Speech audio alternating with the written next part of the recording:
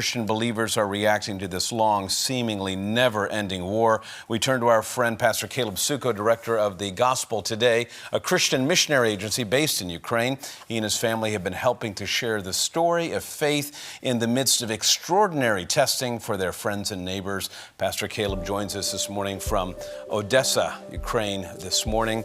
And Pastor Caleb, I know that it is not warm where you are this morning. What is the temperature?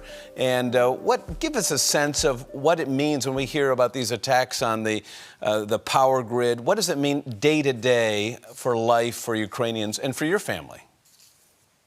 Yeah, I think the temperature is about 25 degrees Celsius here right now in Odessa. Of course, it's a lot colder in Kiev, but it's cold enough that when you don't have power, it makes a real difference. And we actually just got back in the country on Sunday. We were welcomed by a pretty large attack on our electric grid on Sunday night here in Odessa. Again, on Monday night, we were without power for about a day and a half, I think.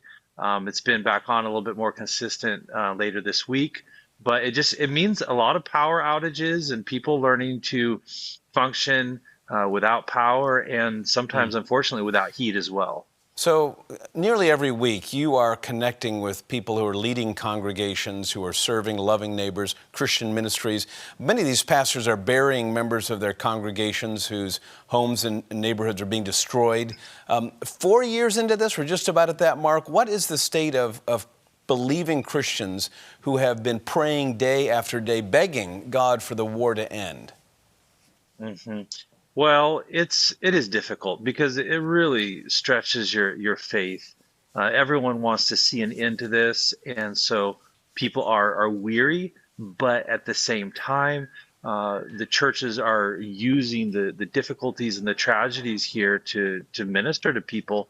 And for instance, with the power outages, a lot of churches will have power generators or heat. And so that if somebody doesn't have that at home, they can come and charge their devices or get warm or something like that. So even that is used by the churches here.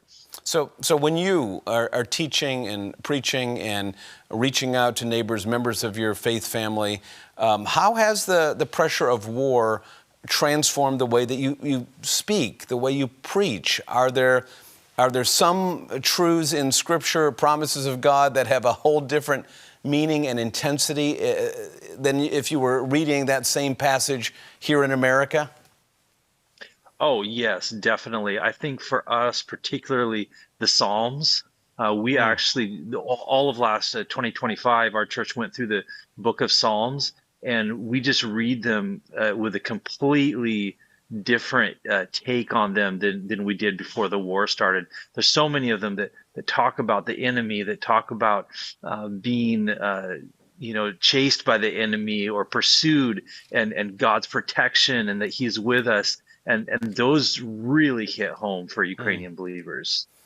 So if we're trying to understand the back and forth between the Kremlin and then the White House and then the presidential office in Kiev, how can we interpret these events? How do we know when we're getting close? And how should that inform the way that we're being consumers of the news about Ukraine and interpreters at the same time? Well, I can tell you how we interpret them. The thing that speaks the loudest to us is when we're attacked, obviously. And so the words that leaders say don't mean much when the very next day or that night there is an attack of Shahed drones or Kinzhal ballistic missiles. That tells us, at least from Putin's side, far more than anything he would say or anything Trump would say about Putin, that maybe he wants peace or something like that. When we hear the missiles and the drones and they just keep increasing, that tells us everything we need to know, I think. Pastor, we've got about 30 seconds left. I want to know, how do you, and I've talked to you about this before, but how do you keep from getting bitter, from being a political actor instead of a pastor loving and ministering to neighbors? How do you pray for enemies and love your enemies when they are destroying everything around you and it's making it pretty miserable to live from day to day? That's a balancing act, and it's honestly difficult because I think that there theologically is place for righteous anger when you see innocent people that are suffering. But at the same time, we don't want to fall into bitterness. So it can really be Yeah. difficult in these circumstances. Part of it is just focusing on the work God has called us to do and the hope that He's given us, rather than getting so caught up in the political scene and the news that is constantly coming out about this situation. Caleb, I want to thank you for being a bright light and bringing our audience to the front lines. And I know many in our audience are praying for you and for God's protection in your family and your larger church family.